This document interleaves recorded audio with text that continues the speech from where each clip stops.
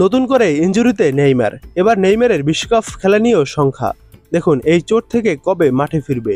চোট আর Neymar junior জন্য একই সুতোয় গাঁথার মালা।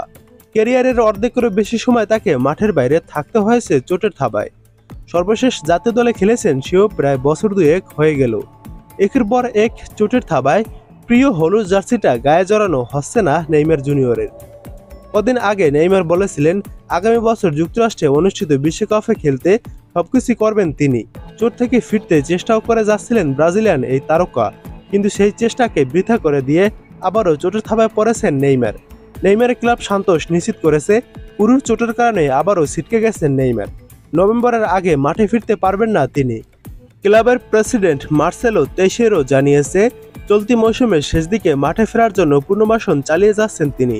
নতুন করে নেইমারের চোট পড়ায় তার বিশ্বকাপ খেলা নিয়ে তৈরি হয়েছে শঙ্কা। কারণ নেইমারকে জাতীয় দলে ফিরতে হলে ব্রাজিল কোচ কার্লো আনচেলত্তির একটি শর্ত বেঁধে দিয়েছেন তিনি। শারীরিকভাবে ফিট থাকতে হবে নেইমারকে। নেইমারকে নিয়ে আনচেলত্তি বলেন, আমি চাই সে পুরোপুরি ফিট থাকুক, যাতে সে মাঠে নামতে পারে। যদি সে শারীরিকভাবে ঠিক থাকে তবে বিশ্বকাপে অংশ নিতে পারবে। টেকনিক্যাল দিক থেকে তার জায়গা নিয়ে কোনো প্রশ্ন নেই।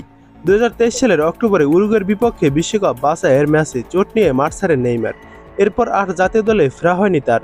চোটের কারণে সৌদি আরবের ক্লাব আল হিলালের সঙ্গেও সম্পর্কটা ভালো যায়নি তার, তাই পাড়ি জমান শৈশবের ক্লাব সান্তোসে। কিন্তু সেখানেও চোট পিছু ছাড়ছে না নেইমারের, ঠিকমতো মাঠেই নামা হচ্ছে না তার। এবার নভেম্বরের শেষ পর্যন্ত তিনি মাঠের বাইরে থাকবেন। ব্রাজিল অক্টোবরে এবং নভেম্বরে ফিফা ফ্রেন্ডলি ম্যাচ খেলবে, সেখানেও নেইমার খেলতে পারবে না। তাই নেইমারের ফিরতে হলে ব্রাজিলের জার্সিতে মার্চের উইন্ডোতে ফিরতে হবে। তখন নেইমারের চোট থাকে কি না সেটাই এখন দেখার বিষয়।